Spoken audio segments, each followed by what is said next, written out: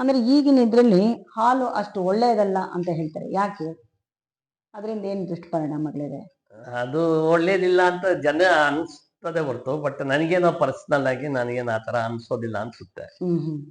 But ಈಗ ಈ ಜನರು ಈಗ ಬೇರೆ ಬೇರೆ ಒಂಥರ ವಿವಿಧ ವಿವಿಧ ರೀತಿಯಲ್ಲಿ ಬರ್ತಾ ಇರ್ತದೆ. ಸೊ ಹಾಗಾಗಿ ಅವ್ರು ಅನ್ಸ್ಬೋದು ಅವ್ರಿಗೆ ಹಾಲು ಇಲ್ಲ ಅಂತ. ನಾವು ಚಿಕ್ಕ ವಯಸ್ಸಿನಲ್ಲೂ ಮತ್ತೆ ಈಗ ಹೇಳೋದು, ನಾವು ಹಾಲು ಕೊಡಿ ಅಂತ ಹೇಳ್ತಾ ಇರ್ತೀವಿ. ಅದ್ರ ತಕ್ಕಂಗೆ ವ್ಯಾಯಾಮ ಏನಾದ್ರು ವ್ಯಾಯಾಮ ಸ್ಕೂಲ್ ಅಲ್ಲೆಲ್ಲ ಇರುತ್ತೆ, ಈಗ PT ಅಂತ ಅವೆಲ್ಲ ದೊಡ್ಡವರಾಗ್ತಾ ವಯಸ್ಸಾದಂತ ಅವ್ರಿಗೆ ಆರ್ಥರೈಟಿಸ್ ಇವೆಲ್ಲ ಬರುತ್ತೆ ಸಾಮಾನ್ಯವಾಗಿ. ಅವರೆಲ್ಲ ಯಾವ ಎಕ್ಸರ್ಸೈಸ್, ಯಾವ ತರ ಫುಡ್ ತಗೋಬೇಕು? ವಯಸ್ಸಾದವರು ಅಂದ್ರೆ ರೆಗ್ಯುಲರ್ ಆಗಿ ಅವ್ರು ಎಕ್ಸರ್ಸೈಸ್ ಮಾಡ್ಬೇಕು. ಬೆಳಿಗ್ಗೆ ಎಷ್ಟಾಗ್ತದೋ ಅಷ್ಟು ವಾಕಿಂಗ್ ಮಾಡ್ಬೇಕು. ಆಮೇಲೆ ಈ ಸನ್ಲೈಟ್ ಅನ್ನು ಸ್ವಲ್ಪ ಎಕ್ಸ್ಪೋಸ್ ಮಾಡ್ಕೊಬೇಕು. ಅದು ಯಾವ ಟೈಮ್ ಅಂತ ತಗೊಳ್ಬೇಕು? ಬೆಳಿಗ್ಗೆ ಅರ್ಲಿ ಮಾರ್ನಿಂಗ್ ಸನ್ ರೈಸ್ ಬಂದಾಗ ಒಂದು ½ an hour ಅಥವಾ 1 hour ತಗೊಂಡ್ರೆ ಅದು ವಿಟಮಿನ್ D ಇದಾಗುತ್ತೆ ಅಂತ ಒಂದು ಅನುಭವ ಅವ್ರಿಗೆ. ಈಗಿರೋ IT ಪೀಪಲ್ ಇವರೆಲ್ಲ ಮನೆಯಲ್ಲಿ ಆಫೀಸ್ನಲ್ಲಿ 24 ಗಂಟೆ ಕೆಲಸ ಮಾಡಿ ಅವರು ಸನ್ ಎಕ್ಸ್ಪೋಸ್ ಆಗ್ತೀರಾ. ಅವರು ಬರ್ತಾ ಬರ್ತಾ ಬರ್ತಾ ಸ್ವಲ್ಪ ದಿವಸ ಆದ್ಮೇಲೆ ಅವ್ರಿಗೊಂಥರ ಲೈಫಲ್ಲಿ ಇಂಟ್ರೆಸ್ಟ್ ಇರೋದಿಲ್ಲ, ಸುಸ್ತಾಗ್ತದೆ, ಟೈರ್ಡ್ನೆಸ್ ಆಗ್ತದೆ. ಸೊ ಈಗೆಲ್ಲ ಅದು ಇದು ವಿಟಮಿನ್ D ಡಿಫಿಷಿಯನ್ಸಿ ಅಂತ ಅದಾಗ್ತದೆ ಅಂತ ಈಗೇನ್ ಮಾಡ್ತಾರೆ ಎಲ್ಲ.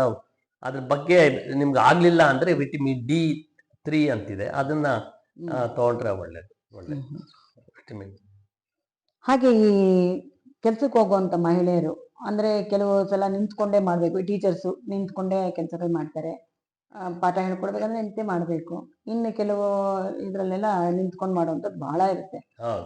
ಉದಾಹರಣೆಗೆ ನಾನು ಟೀಚರ್ದು ಹೇಳಿದೆ, ಹಾಗೇನೆ ಅವ್ರಿಗೆ ಏನಂತ ನೀವು ಹೇಳ್ಬೋದು? ಅದೇ ತುಂಬಾ ನಿಂತ್ಕೊಂಡ್ರೆ ಕೆಲವ್ರಿಗೆ ಈ ಸೊಂಟ ನೋವು ಸಹಜವಾಗಿ ಬರ್ತದೆ. ಸೊಂಟ ನೋವು, ಬ್ಯಾಕ್ ಏಕು.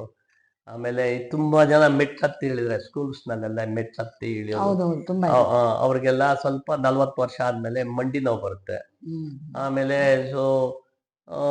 ಸೊಂಟ ನೋವು ಬಂದ್ರೆ ನಾವು ಅವ್ರಿಗೆ ಅದನ್ನ ಪರೀಕ್ಷೆ ಮಾಡಿ, ಅಂದ್ರೆ ಒಂದು ಎಕ್ಸ್ರೇ ಮಾಡಿಸಿ ಬೆನ್ನು ಮೂಳೆ ಸರಿ ಇಲ್ಲ ಅಂತ ಅದೊಂದು ನಾವು ಪರೀಕ್ಷೆ ಮಾಡಬೇಕು.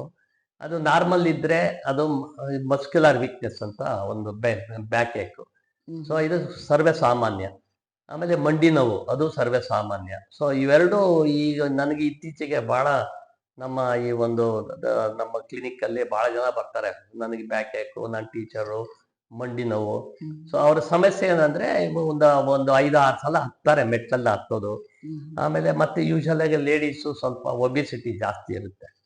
ಆಮೇಲೆ ಕಾಲು ಕೂಡ ಅಗಲ ಇರುತ್ತೆ. ಈ ತೊಡೆ ದಪ್ಪದಿರೋದ್ರಿಂದ, ಕಾಲು ಅಗಲ ಇರೋದ್ರಿಂದ ತೂಕ ಎಲ್ಲ ಅವ್ರ ಮಂಡಿ ಮೇಲೆ ಬಹಳ ಮಟ್ಟಿಗೆ ಅದು ತೂಕ ಬಿದ್ದು ಮಂಡಿ ಸ್ವಲ್ಪ ಸವಿತಾ ಇರ್ತದೆ.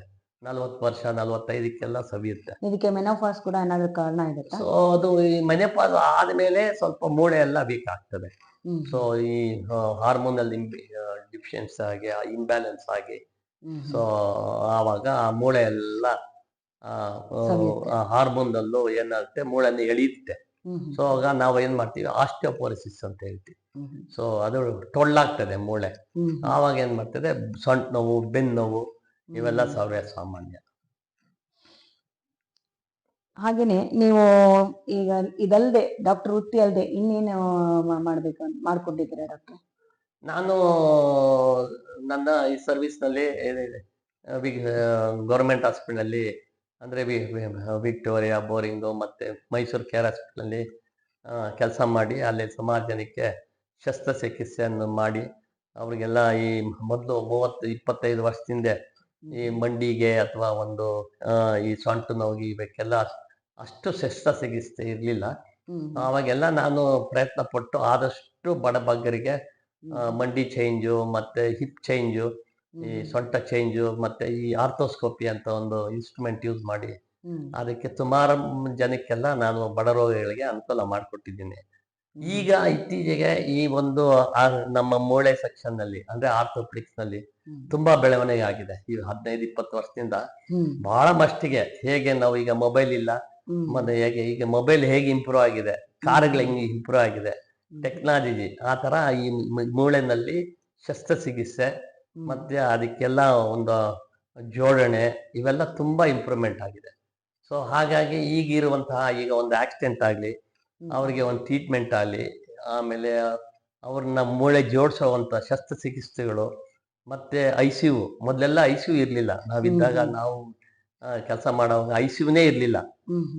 ಈಗ ICU ಇದೆ, ಮತ್ತೆ ಶಸ್ತ್ರಚಿಕಿತ್ಸೆ ಇದೆ. ಆಮೇಲೆ ಮೂಳೆ ಆಕ್ಸಿಡೆಂಟ್ ಆದ ತಕ್ಷಣ ಇಮ್ಮಿಡಿಯೇಟ್ ಆಗಿ ಒಂದು 6 ಗಂಟೆ ಒಳಗಡೆ, ಅಂದ್ರೆ ಗೋಲ್ಡನ್ ಅವರ್ ಅಂತ ಹೇಳ್ತೀವಿ.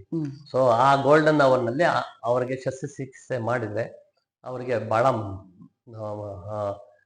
ಉತ್ತಮವಾಗಿ ಒಂದು ಮೂಳೆ ಸರಿ ಹೋಗುತ್ತೆ ಅಂತ ನನ್ನ ಈಗಿರುವಂತಹ ಒಂದು